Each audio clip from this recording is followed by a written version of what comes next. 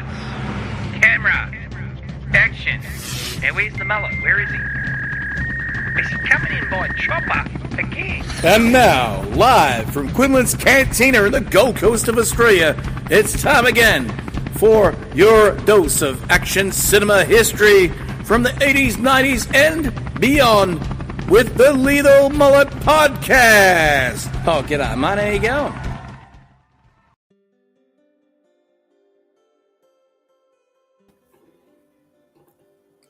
And welcome, folks, to Lethal Mullet Podcast. That's right, folks. We're here to look at some of the greatness of yesteryear. And, of course, yesteryear when it comes to war movies. And, you know, we love them here. They're like action movies, except the body count's a bit bigger. Yeah, we're going to be looking at movies in the 80s. Some Aussie ones you may not have heard of before, which we're going to really get into and kind of enjoy just to see where things are with those movies. In particular, Gallipoli, we're going to be chatting about. We're also going to be chatting about Danger Close, a movie that you probably haven't seen before, or if you're in international markets out there. It has Travis Fimmel in it, bloke that lives literally just down the road down here on the Goldie. And, of course, we're going to be looking at Apocalypse Now, which is just a absolutely massively good film. It's great. Also on the list, we've got Big Red 1, great film. And, of course, to top it off, Hamburger Hill. There's other notable war movies out there, but this, for me, is the five that really kick it, that really get in there and give us everything you need to know about, you know, the likes of action and expanse and, of course, character building and the toll of war for the most part. So kick back, relax, grab yourself, of course, your cuppa, and we'll get into a cup of joe with that and, of course, much, much more. But before we get into the show, I'm going to let you know how to catch this show and many others like it, of course, on the old network. That is, of course, Fandom Podcast Network. I hope you're ready, folks. This is our little spiel to let you know how you can count all the shows and get everyone on there, whether it's looking at Kevin Kyle, of course, Kevin and Lee with the amazing Highlander show, of course, Blood of Kings, Kyle with, of course, Culture Clash, and all the other great ones out there too. Without further ado, here we go. The number you have dialed has been changed. The new number is... G'day, man. How you going? Follow the Lethal Mullet here on Fandom Podcast Network's master channel at fpnet.podbean.com or subscribe on the Podbean app where you can find all the shows. Blood of Kings, a Highlander podcast. Culture Clash, a weekly look at pop culture. You look at Making Treks, a Star Trek fan podcast. You can also check out The Mullet Guild, a look at the Dune universe from me, the Lethal Mullet.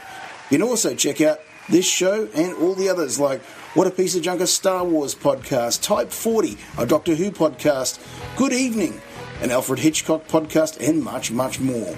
All on FPN. You can follow on Apple, Spotify, iHeartRadio, and all podcatchers. Make sure you follow me, the Lethal Mullet, at The Lethal Mullet on Twitter, Facebook, and Instagram.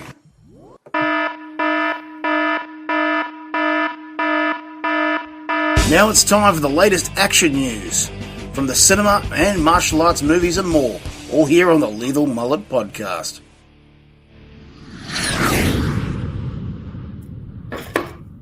All right, folks. We have some news, and news is that, of course, with Lethal Mullet, we've got some merch coming very, very soon. One of them being, of course, Lethal Mullet, the book. Yes, Lethal Mullet, the book is on the way, folks. And this is a, of course, a proof copy that we've got here, and these will be available very soon. Of course, hard to see on the green screen.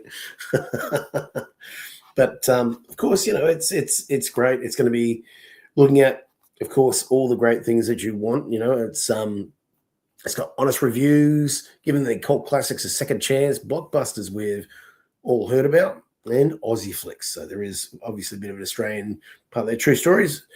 Live moments tied to the films, premieres, video shot finds, more. The Mullet meter, of course, you know what that is. If you're listening to this show regularly, you know it is, of course, an amazing thing. And I've even put an article in there for it too. So if you go into the book itself, there's an actual thing about the actual meter and, of course, where it comes from. So if you go to just after the prologue, you get the film rating. Of course, if you're new to the world of Lethal Mullet podcast and FPN, you'll know our movie rating system.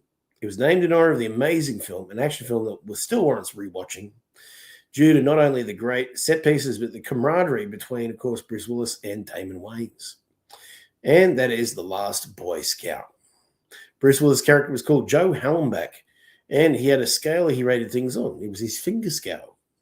So in honor of the great character and the idea that it's easy to rate a 5-star review by hand, we called it the Hallenbeck scale. Each of the films in the coming book are in that scale, and of course, each of the and I hope you get a chance to experience all of these brilliant films. And of course, that's the whole idea of this, is to look back at some of these great old films out there too, and get a chance to experience 90s, 80s, and in particular films like, well, The Last Boy Scout. And of course, my own novel, Blade of Hanno, is also going through a final proofread. This advanced reader's copy, and that will be available out there too. So science fiction in the sort of heads towards the Dune area. Mix that with a little bit of course, maybe Lord of the Rings. That's what you get there too. So that'll be out very, very, very soon. Now, we're going to get into looking at, of course, these great films. And of course, one that, one must remember, these are war films. Now, when you look at war films in particularly, the larger expanse. So these are war movies, and there are war movies and there are war movies. The ones you can smell the cordite, feel the pack rub, and these actors didn't shower for a month. Did they do the boot camps, or didn't they? Of course, here at Lethal Mullet, we love a lot of those great films that obviously preceded some of these newer ones like Black Hawk Down and things like that too. So this is the Lethal Month. Tonight I'm giving you the only top 5 that I love. These are the ones I regularly rewatch at least once a year. No committee, no school film wank, just my definitive locked and loaded, take to the trenches 5 that you can enjoy. And of course, welcome to the bunker. Bunker up here, guys. Make sure you get your rations and your rep packs ready to go. We do real stunts, real sweat, and movies here where the hero looks like he's actually been through the shit. Carried something heavier than a latte. And archives can be found on many of these war movies we've done a full show on before. And of course, at the Lethal Mullet, and of course on fpnet.popping.com, as you know. So, quick housekeeping. If this ever makes you want to rewatch one of these, episodes with the volume stupid loud, do it and leave a 5-star review afterwards. Because I tell you what, we really do get down to the fun of the films, what they really are trying to say, but also some of the, trivia that you may not know, some of the location stuff. We talk about everything like that too. And if you want a good war movie, folks, apart from especially out here in Australia, if you want to mix it up and have something like science fiction, go and check out, of course, Luke Sparks' amazing Primitive War. And of course, he's currently working on another one, which is basically dinosaurs in the West. And there might be more news on that later. Not a movie. It's going to be a 2-part television show, some type of streaming show. And of course, he's kickstarting that now too. So go and check it out. All right, my criteria: not the biggest box office, not the most rewards. The 5 war films that tell the truth about the poor, bloody infantryman, the soldier on the grunt, as we call him. In Australia, like any other country, we want soldiers go out in there, risk their lives for our freedoms. And this is the film world giving back to and telling their story. The ones I keep coming back to are the ones we're going to be talking about today. So we're going to start with, of course, number 5 here, a film which probably needs introduction to some of you out there, because this is one that's a little bit harder to find. And of course, it talks about the period of history where Australia was, of course, in Vietnam. And Vietnam obviously was something that the Australians, the New Zealanders, and of course the Americans were involved in, and other parties as well, there to defend, of course, South Vietnam from North Vietnamese and Viet Cong, etc. So the movie we're talking about talks about a certain period in the Australian involvement in Vietnam, of course, one called the Battle of Long Tan. Now, this is one I know quite well. My stepfather himself is an actual veteran, so we hear quite a lot about this battle, and of course, it's one of the most famous that the Australians were involved in. Now, the film itself was directed by Kriv Stenders and came out in 2019. And this is an interesting film for those that don't know about the Australian involvement in Vietnam. Obviously, particularly in the US and other areas, the Australian involvement in Long Tan was, in particularly this battle, was a very interesting one that had quite a few different factors going on at once, and a massive amount of enemy was set upon the Australians, and the Australians repelled the attack, through some amazing events, which we'll talk about too here as well, through a rubber plantation in Long Tan. So in 1966, August, the rubber plantation at Long Tan, 108 young and mostly inexperienced Australian and New Zealand soldiers against 2,500 North Vietnamese and Viet Cong combined. Now, why this movie is on the list, every other Vietnam movie is American for the most part.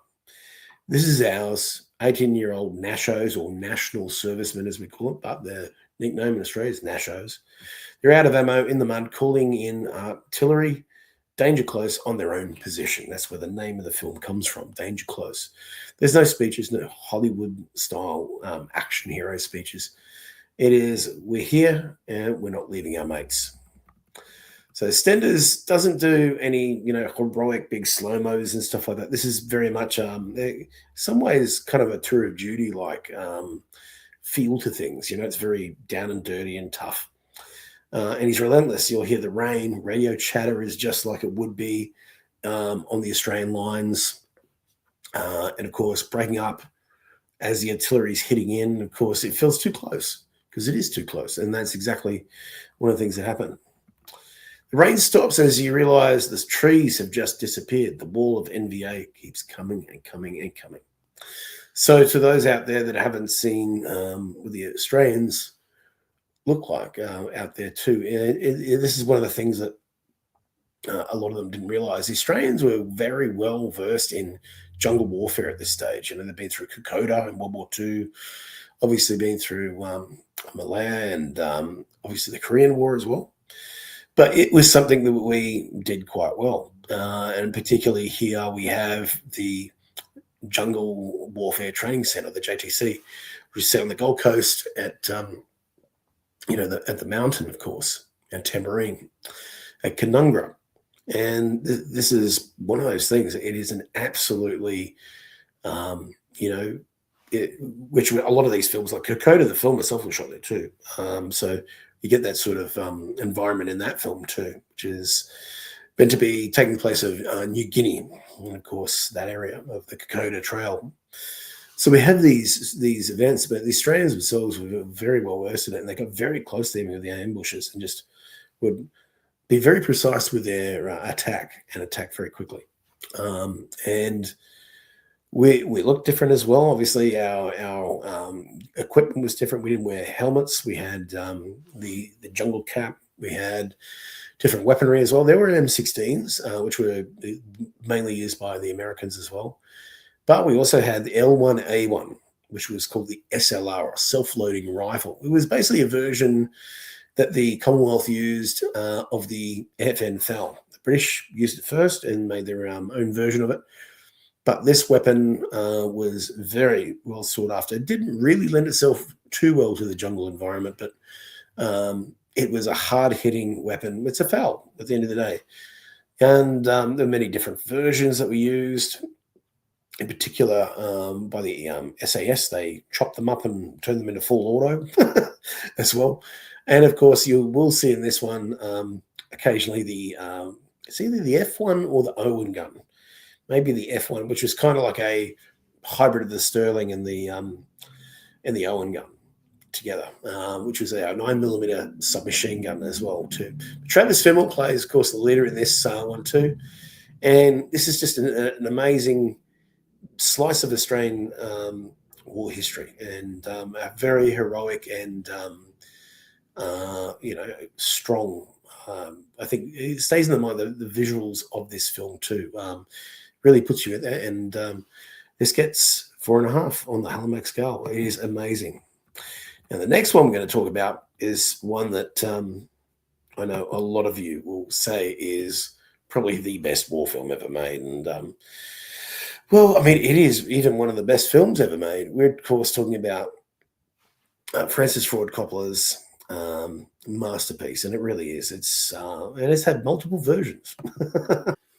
I first saw this film on VHS years ago after watching Full Metal Jacket with some friends on a movie night, and I didn't know what the movie was like, What I knew it was from was the big Wagner, dun dun dun dun dun, dun, right of the Valkyries, and also the choppers coming into the village. And I always thought what was weird about that for me was that they didn't quite get the look right, as far as the, all of a sudden they've got 30-round mags, which they didn't have back then for the most part. Or maybe they did later in the year, in the 70s, the last year, sorry.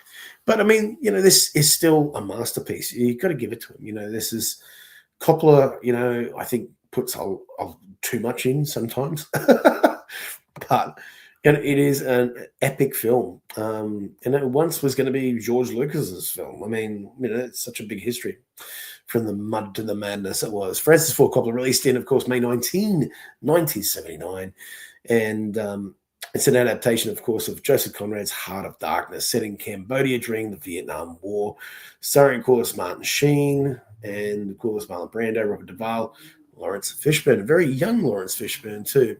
This isn't a war movie about winning. It's a war movie about what war does to your soul. When you go too far, way too upriver. And of course, Sheen is already broken when we meet him. And in that Saigon, hotel room. And of course, it's such a good little vignette that moves into the shower. He's so drunk and he's smashing the mirror and all that sort of stuff. And then, and all of a sudden, boom, he's on his way. And of course, Sheen is then, meeting Duvall. And of course, you got the old napalm speech, and Duvall wants to surf while the rockets are going. I mean, it's madness. It's like a party going on. Brando is just gone. Coppola went insane making this movie. And then, of course, the Hearts of Darkness, the documentary, covers that too. Real helicopters, real napalm, real typhoon. Destroy the set, you feel it. People talk about Platoon for its realism. And it's a good movie too. Wouldn't go and say that it wasn't. It's a great film. But this is realism of the mind. This is some more cerebral, nuts explosion things, and it really comes across on the film. The point where the mission stops making sense and you just keep paddling upriver. Crazy, isn't it? So the lethal mullet moment for this one is, I love the smell of napalm in the morning. You know it, but the real moment is Willard just staring into the jungle at night while the Dolong Bridge rave melts down. That's Vietnam, the craziness of it too. This gets 5 out of 5 on the Hallmark scale. It is phenomenal. Now, it changed tears to, of course, World War II. And there's many great World War II films. I mean, Spielberg's made a hell of a lot of them. Private Ryan obviously pretty much got the latest wave of them going, but they've made them for years. Sean Connery was making, yeah, sure, I've made sure of these, yes, of course. And Michael Caine made many of it. The Eagle has landed. Here we are on World War II. Yeah, they made those as well. But Big Red One. This is an amazing film by a director who is, one I wasn't too familiar with when I saw the film. But Big Red One, my God, it's a 1980 film. And I'd seen on the shelves a number of times, but I was into Vietnam War films when I was younger. That was just the thing in the 80s to watch. They'd kind of, the World War II ones had kind of had their day, and at the time, that is. And so, you're starring Lee Marvin and, of course, a young Luke Skywalker in this one as well. This is an awesome journey film. This is a film which you're literally with the troops as soon as they get off onto the beach in French Algiers. And when they're on the Algiers, it's the whole invading the beach. Then they go to Italy. And then, of course, they go to D-Day. And it's a huge film. It's massive. Now, I had seen maybe the VHS once back in the day, and the theatrical was all right. And sound wasn't great. The picture, meh. It wasn't there. But I will say this: the idea that these films in particular, right, hold up so well is because they get revisited when they get the soundtracks redone and, of course, remastered film. And the sound effects, the Foley was redone. So it was re-released on DVD in a longer cut, a director's cut, you would say. And that's when it started sounding like Private Ryan. It was full on. I mean, everything about it worked. And I think the thing is, it was, a film which, you look at the cast in particular with, Hamill was the reason I watched it for starters, but then you got Carradine in it as well, who's pretty much the lead of the film. We're following him go through, and this is the thing is, it's based on Sam Fuller's own experience, right? So he's a veteran himself, and he was really showing you what they went through. So the film was based on his own experience in the U.S. Army soldiers during World War II, and the title refers to the nickname of the 1st Infantry Division, which is his wartime unit. This is anti-epic epic. That's what I love about it, because it bases itself on the squad. And what I love about it is some of the things that we see. In particular, obviously, Lee Marvin was a veteran as well. A very tough man, you see him later in films with Chuck Norris, like Delta Force, and a whole heap of westerns and action films and stuff like that. Lee Marvin looked the business, looked the real deal, and he's particularly to these kids that are coming into the film, he's a real balls to the wall soldier, straight up. So he's playing an NCO in this, a non-com, as we call it in Australia, non-com, non-commissioned officer. And they had the most respect because they've been through the shit, they've been through everything, whereas on the ground as a grunt getting in there and doing what they got to do, right? So he had all the respect of everyone around them. That's the difference between that and the officers who are straight out of, Duntroon or wherever it is out here in Australia where we do it. Those guys, they're, obviously a commissioned rank. You've got to give it, the due respect and, of course, the salute. But at the same time, they won't have the same respect as somebody who's a warrant officer or a staff sergeant or whatever it is out here. You get the three bars on the shoulder, you have the respect of everybody because you've done the job. You work for a living, as they say. So it follows four guys follow Lee Marvin, sergeant, from North Africa to Sicily to Omaha Beach in D-Day to a concentration camp, and no speeches about freedom. They keep moving, keeps their mates alive. The mateship is the big thing of this film, and it really does it well. It's a very Australian thing too, mateship, that you get out of the army and stuff like that. Keep your mates alive and try not to die. Fuller made B movies with A movie truth. Heavily cut by the studio, of course, and it was restored to full 162 minutes in 2004. The reconstruction, it's called, and it's one hell of a film, folks. It really is. It's a journey. I mean, you may as well have your cuppa. You're going to have your cuppa ready, and enjoy, because Marvin's great in this. He's a sergeant who survived World War I. Knows his second one is the meat grinder. This is even worse. The technology's improved. You're up against these buzzsaws, like the MG42s. I mean, crazy what these guys went through. Mark Hamill was right after Star Wars in this one, and playing a private who just wants to go home. It's perfect casting in this one too. The big one I love about this one is some of the things that Marvin says. They're not really speeches. They're shit you say on the go just to get these kids moving. They've all got to back each other up. They've all got to help each other out. But it doesn't stop. They just keep moving forward. And there's this scene where they're sort of in a layover on a beach, just kicking it while they're waiting to get their next orders. And of course, everybody's whinging about, the food and this and that. And I think it's Hamill and Marvin, and they're talking about, how can we do this? This is all murder. And he said, no, you're a war kid. He says, right now, if you did this outside of war, it's murder. Here, we kill. You're paid to kill. And that's the difference. It's sort of rationalizing in your mind these crazy things that soldiers have to do to keep the freedoms out that we enjoy. And part of that is that, yes, unfortunately, there's some harsh realisms of war. One of the big moments in this one, the mullet moment for me, and this one is Marvin on D-Day, not yelling, just tapping each kid on the helmet. And it's sort of just, as they go by, let's go. This movie's about fathers and sons.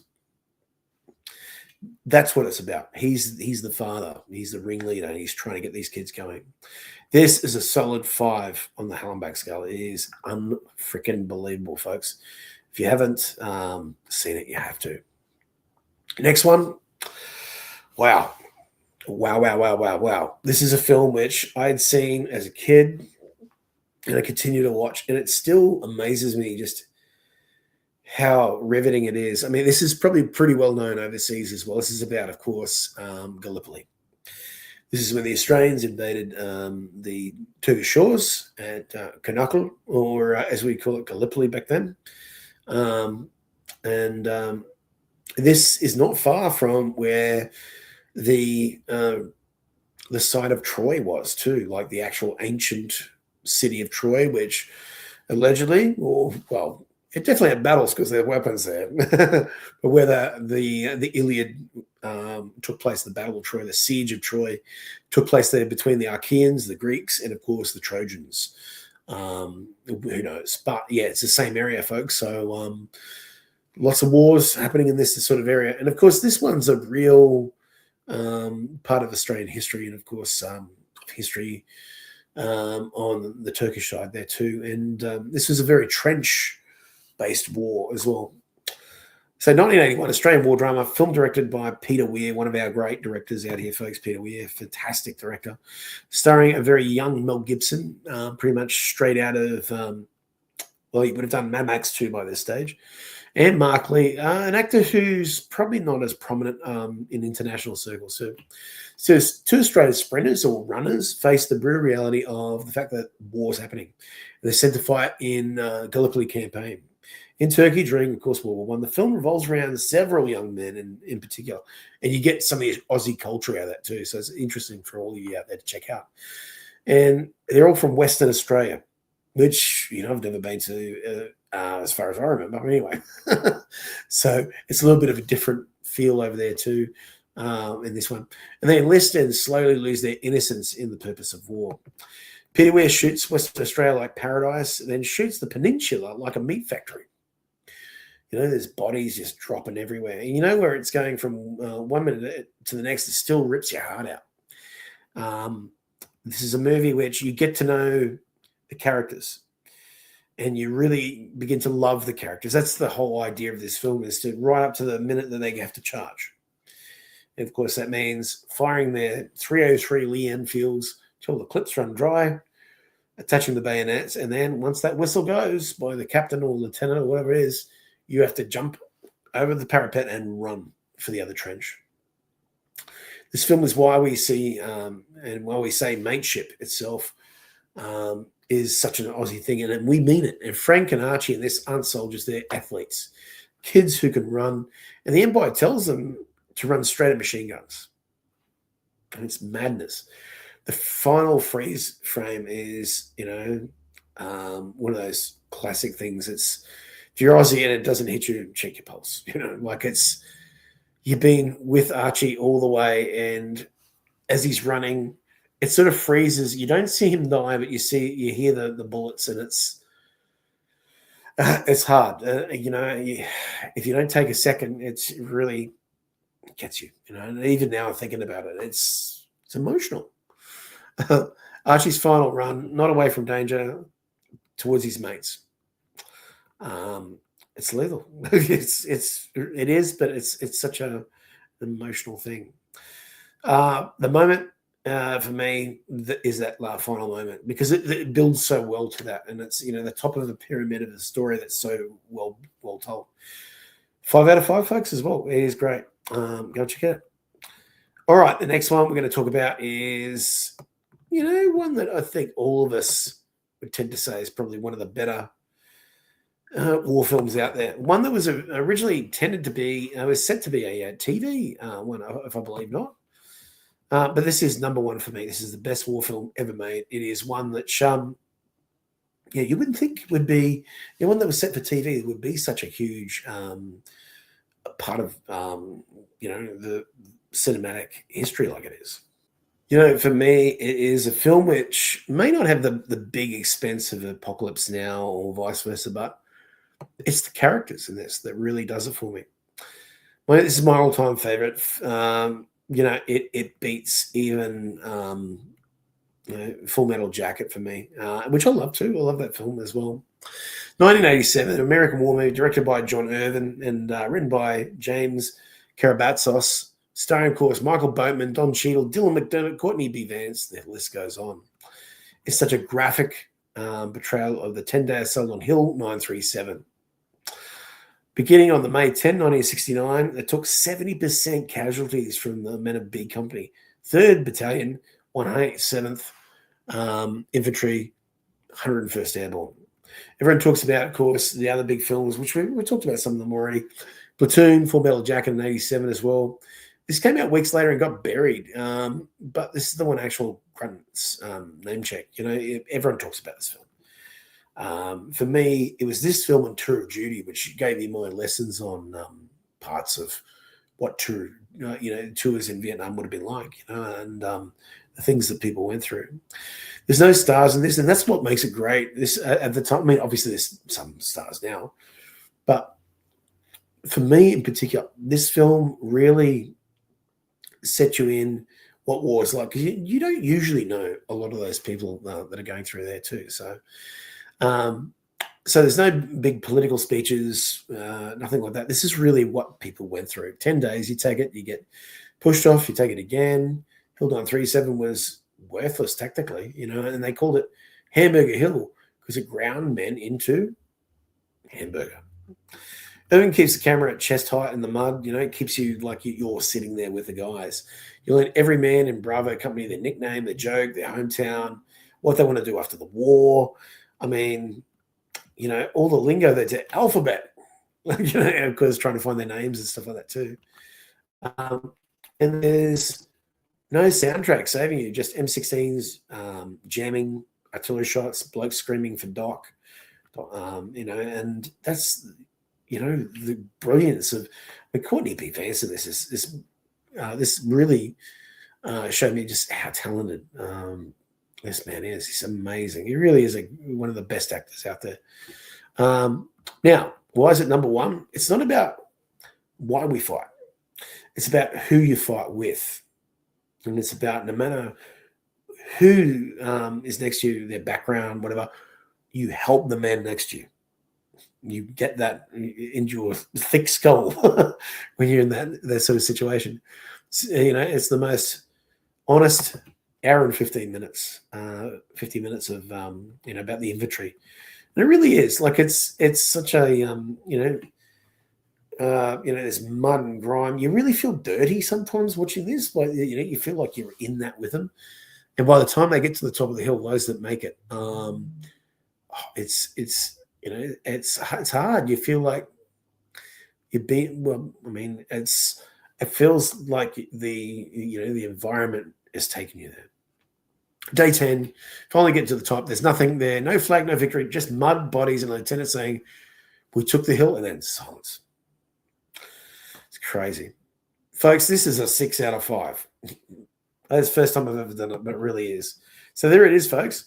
The Lethal Mullet top 5 war films of all time. Some of them in the 80s, some not. Hope you enjoyed it, folks. I love these movies, and these are some that you really need to enjoy yourselves out there too. And we enjoy playing all those movies on 4K and getting in and seeing all the grime and goings on. But who knows? There's probably more new ones coming in the future that will be just as good. Till then, we'll catch you next time. This is Lee the Mullet signing off.